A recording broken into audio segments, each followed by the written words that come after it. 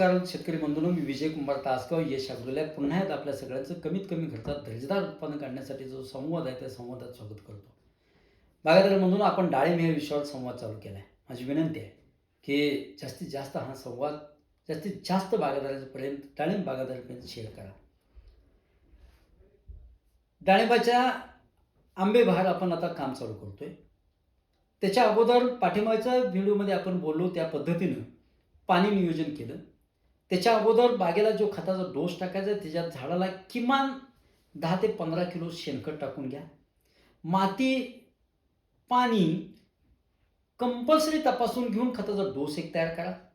त्यानंतर त्याच्यावर super phosphate एका झाडाला किमान 500 gram, potash, muriate of potash टाकलं तरी चालेल, सल्फेट ऑफ पोटॅश टाकलं तर खूप चांगलं होईल. एका झाडाला किमान 100 ग्रॅम, ग्रीनफल्ट एकरी किंवा एका झाडाला जास्तीत जास्त 100 ग्रॅम इतकाच जरी आपण डोस बागेला दिला तर अत्यंत चांगला फायदा होईल.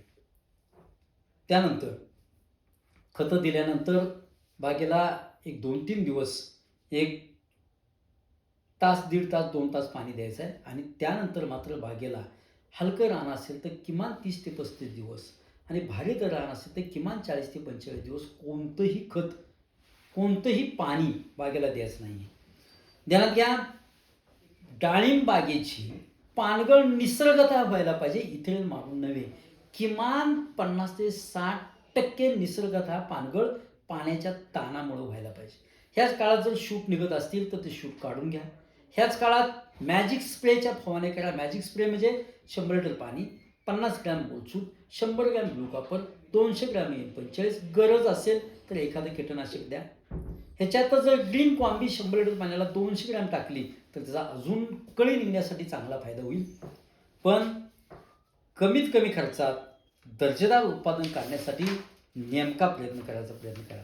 त्यानंतर ह्या छाटणीच्या पिरियडमध्येच जर कोवळ्या फुटी निघत असतील तर त्या कोवळ्या फुटी सगळ्या काढून घ्या. तसेच